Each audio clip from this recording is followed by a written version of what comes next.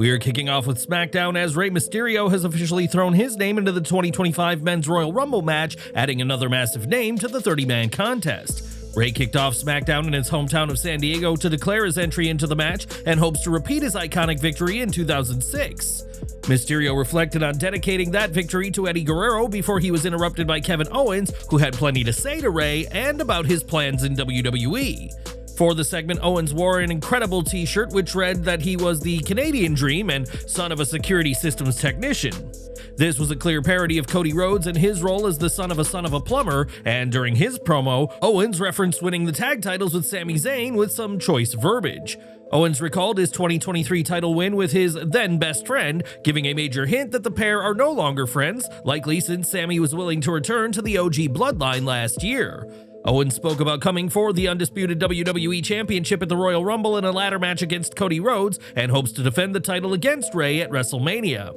The ever-resilient Mysterio said he'd be more than glad to take the challenge should both men win at the Royal Rumble, though their interaction would quickly turn ugly. Things got physical when Rey compared Owens' attitude to Dominic, and an all-out brawl resulted in Mysterio nearly hitting the 619 before Owens bailed at the last minute. Shortly after, the SmackDown GM Nick Aldis made a match between the two officials, and the pair began by pacing themselves and trying to make every single move count. This did lead to a somewhat slow, lackluster opening couple of minutes, but the intensity picked up once Owens countered a head scissors to hit a senton. This was a good match, but it felt like the two were holding back, especially as fans know what these two can do, especially against opponents of their caliber. This was good, but just not as good as it should have been, and the finish saw Owens knock the ref into the ropes, causing Rey to lose his balance, and KO hit the pop-up powerbomb for the win. It looked like Owens was going to show Rey some respect, but attacked him instead, and came close to hitting a package pile driver, but Cody Rhodes ran down and brawled with Owens until officials broke up their fight. Last week, Jimmy Uso and Carmelo Hayes had a backstage moment with Jimmy saying that Hayes could build a house with all the bricks he's taken as of late. Wanting to prove Jimmy and his doubters wrong, Melo met Uso in a match this week, and Jimmy received a nice reaction for his entrance. Melo talked trash on his way to the ring, and Jimmy brought him into the ring the hard way from the apron to get the match started. Hayes escaped the ring to avoid a super kick and regrouped, and the two talented stars battled through a break into the next segment with a physical match of two unique styles. The two worked well together, with Hayes' on-point high flying being helped by Jimmy being a great base, while the former tag champion also got his own stuff in as well. Unfortunately, like many matches involving anyone from either bloodline, this ended with a DQ as Jacob Fatu and Tama Tonga attacked Jimmy while the referee helplessly watched on. The match was good, but the ending felt cheap and repetitive, and Hayes was taken down by Fatu when him tried to form an alliance with the Bloodline stars. WWE has made the Bloodline story last longer than anyone could have ever expected, but right now, it's starting to feel like the saga of the group is running on fumes. Following the beating Jimmy Uso ate, Solo Sikoa made his return to SmackDown, his first appearance on TV since losing to Roman Reigns in Tribal Combat during the January 6th Raw. Sikoa wasn't around last week, but the Bloodline's remaining members made their presence felt, and the former Tribal Chief returned last night to kick off SmackDown's second hour. Fatu and Tonga joined Sikoa in the ring as the fans in San Diego booed Sikoa out of the building and didn't give the new Bloodline leader a chance to speak. Sikoa ultimately threw down the mic and walked off through the crowd in quite the appearance for Solo, who left Fatu and Tama Tonga standing in the ring. As Sikoa left, fans serenaded him with the "Na Na Na Na Hey Goodbye" song, and then Jacob Fatu grabbed the mic and declared that he was tired of the disrespect, hatred, and envy. Fatu said that even on a bad day, nobody can touch him and demanded respect from fans, adding that he doesn't care if they cheer or boo. Fatu announced that he's only getting started in WWE, but it was at this point that LA Knight took on both members of the new Bloodline, retribution for their attack on him last week. The new Bloodline had cost Knight his US title match with Shinsuke Nakamura on the January 10th show, and this week, Braun Strowman came out to help the megastar. Strowman and Fatu squared off, but the latter then slid out of the ring, and Tama Tonga pulled Braun out of the ring before he could get his hands on the Samoan werewolf. Fatu and Strowman are going to have a fun match, and the crowd was hyped for their confrontation, even if the pair didn't have the all-out brawl fans are itching to see. Following the altercation, it was announced that Strowman and Fatu will battle at Saturday night's main event, so fans won't have to wait long to see these two behemoths slug it out. The big news from SmackDown was Solo Sikoa seemingly walking out on the Bloodline, but why did he leave Jacob Fatu and Tama Tonga high and dry in the ring this week? Well, according to WrestleVotes, earlier plans for the show were very different, as initially WWE had planned for Solo to open the show and address his loss to Roman Reigns on Netflix. It appears that Solo walking out was a last-minute change to the show, and it's possible that Triple H could have something big planned, which is why he wanted Solo to walk out this week. Another reason for Solo walking out could be to build tension within the Bloodline, especially after their faction's leader lost on one of WWE's biggest episodes of Raw of all time. Fatu looked confused as Solo walked out this week, making it clear that Sikoa had not disclosed this plan with the others, which is why Jacob blamed the boos of the fans for what happened. Solo walking out could create tension within the group, especially if he continues to not explain his actions going forward, and this could result in Fatu growing increasingly angry. All that said, some eagle-eyed fans have discovered something important from Solo Sikoa's segment, which might affect his presence in the coming weeks. The fans noticed that Solo appeared to have a dislocated nose, which could also explain why he walked out of the arena and may miss TV appearances for some time till he recovers. Whatever the case may be, an implosion of the new Bloodline seems like a real possibility, and hopefully we'll learn much more about the direction of all involved in the coming weeks. The first match on Smackdown saw Naomi and Bianca Belair face Nia Jax and Candice Lerae, though the Women's Tag Team Championships weren't on the line. The upper hand was traded a few times, but when Jax hit a leg drop on Lerae by mistake, this sealed the outcome as Naomi finished the WWE Speed Champ off with a Bubba Bomb and pin. Even with no stakes, these four had the crowd invested, with a "This is awesome" chant breaking out in the final minutes, a testament to this solid outing hooking the fans. Given that the champs won, it would have made more sense for the titles to have been on the line, giving the match some stakes, but this is a small quibble with an otherwise great match. This was another impressive performance by the Women's Tag Team Champions, but the real story was what happened before the match got started. In a backstage segment, the champs discussed the attack on Jade, Cargill, and Naomi shared that there were no leads on whoever ambushed Belair's other tag team partner. On social media, Cargill later asked, "You sure?" suggesting that Naomi is not being entirely honest with what she's saying about the investigation. Nevertheless, the champions were standing tall on this week's SmackDown and will travel to NXT next week to defend the gold against Lash Legend and Jakara Jackson in Atlanta. On this week's NXT, the Metaphor duo beat the Unholy Union to become #1 contenders, and this won't be the first time they challenge for the titles. When Belair and Cargill held the titles, Legend and Jackson got involved in their match from the crowd and competed in a 4-way title match at WWE Crown Jewel in late 2024. That match included Damage Control and the duo of Chelsea Green and Piper Niven, and though the titles didn't change hands on that night, Legend and Jackson plan on that happening soon. On SmackDown, Cody Rhodes and Kevin Owens couldn't agree to sign an amended contract for their title match of the Royal Rumble, prompting Nick Aldis to make a huge decision. The SmackDown GM announced that their contract signing will come at Saturday night's main event next weekend, just days before the Royal Rumble. Aldis confronted Rhodes backstage after Cody's brawl with KO and said that since neither man could follow simple instructions like a contract signing, they'd relinquish their titles at Saturday night's main event. The titles will then be suspended above the ring at the Royal Rumble, and Aldis added that San Antonio's own Shawn Michaels will moderate next week's contract signing. It was on the January 13th Raw that Penta made his much-anticipated debut for WWE, and his match and victory over Chad Gable impressed a lot of people.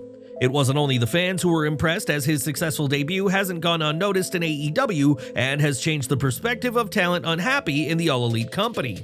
Sources told Lucha Libre Online that several AEW talent aren't comfortable with their current roles, and though they didn't initially consider WWE as a viable option, that has changed. Though talent once feared getting lost in WWE's vast system, Penta's debut has made AEW talent realize that having AEW experience can be a strong selling point in negotiations. Being a former AEW talent could give the wrestler plenty of leverage when speaking with WWE, and as a result, talents are more open to considering WWE as a potential future. Two AEW wrestlers confirmed that they'd consider free agency in 2025 with the hope of landing in WWE, and the report adds that changes in WWE's management and culture have helped.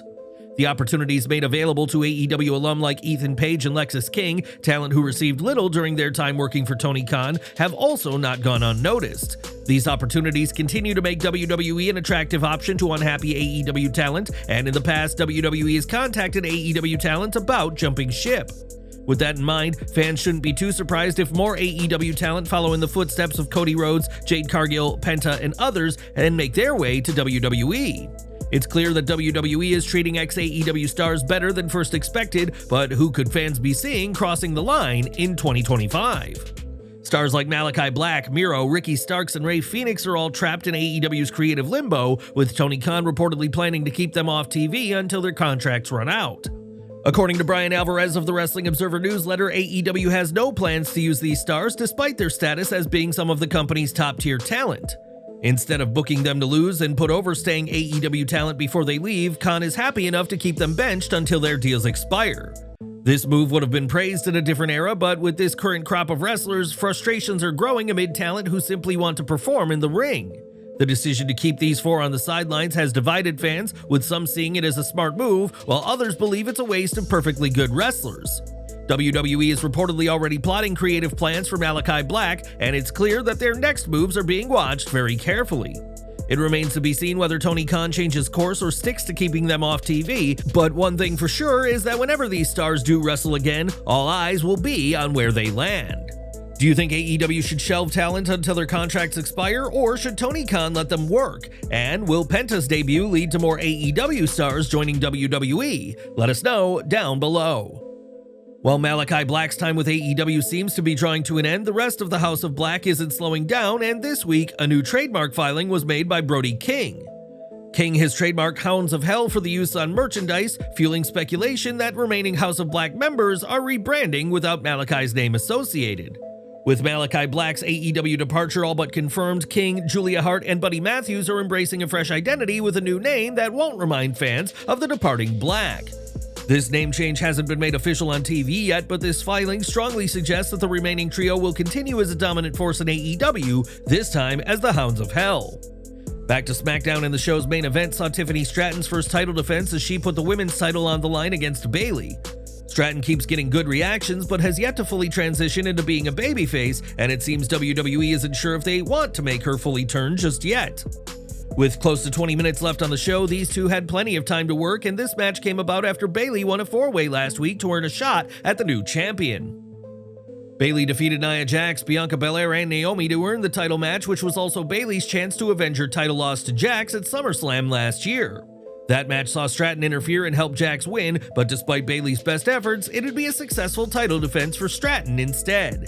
The pair exchanged maneuvers and offense and told the story of the calculated veteran working against the younger athlete, all while Roxanne Perez from NXT watched from the crowd. When the action spilled to the outside, Bayley took a moment to jeer towards Perez, following on their interaction and brawl from this week's NXT. Bayley dumped Stratton back in the ring, but her top rope elbow drop only scored her a near fall, and Bayley locked in a crossface that bore a striking resemblance to the bank statement. Bayley sought to finish the match with a rose plant, but Stratton escaped and landed the prettiest moonsault ever to keep her title reign alive. On SmackDown, WWE shared a video hyping up the return of Charlotte Flair, who has been out of action since December 2023 due to an injury sustained during a match.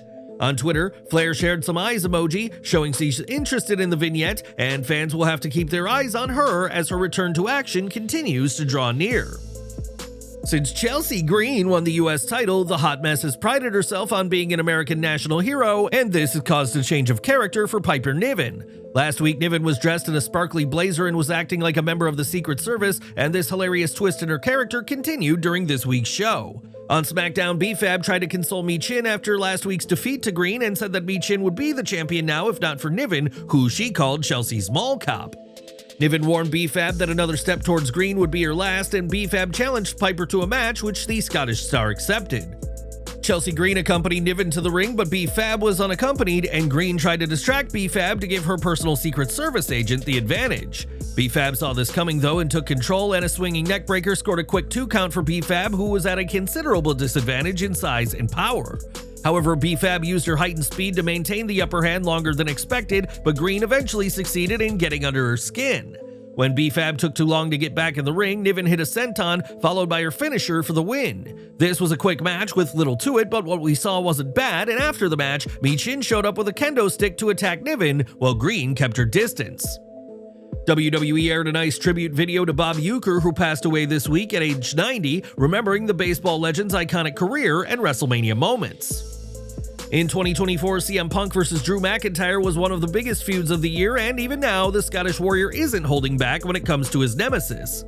Speaking with Alex McCarthy of the Daily Mail this week, McIntyre broke down his 2024 rivalry with Punk and made clear that this wasn't just a storyline, but things were personal. McIntyre stated that Punk's comeback to WWE was driven by a desire to restore his image, hinting that his courteous backstage demeanor with fellow talent is a calculated display. McIntyre also praised Triple H and WWE's creative team for giving him a platform to unleash his frustrations with Punk, as he said, "With the Punk process, having so much real feeling, so much material, and not just my ideas, obviously creative are just absolutely on fire, and with Hunter leading the changes, setting these awesome shots up for me, all I have to do is put it in the back of the net." McIntyre, who found it interesting that Punk had not listed him as a dream opponent, explained why their feud was cathartic, as he added, "It was an interesting and fun process, as it's better than any therapy in the world. I don't need a therapist to talk to, I've got a microphone every week." McIntyre admitted that a lot of his genuine feelings were aired during their verbal battles, and he used WWE's TV shows as his outlet to let himself be heard.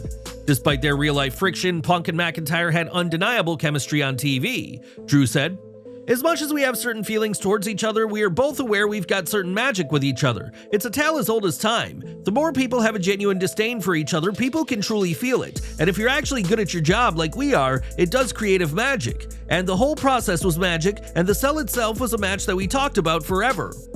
McIntyre also respects that Punk didn't flinch even when he went all in on Punk, especially with his barbs on social media. He explained, "I didn't hold back. On TV, I can only go so far, but on social, it's my social.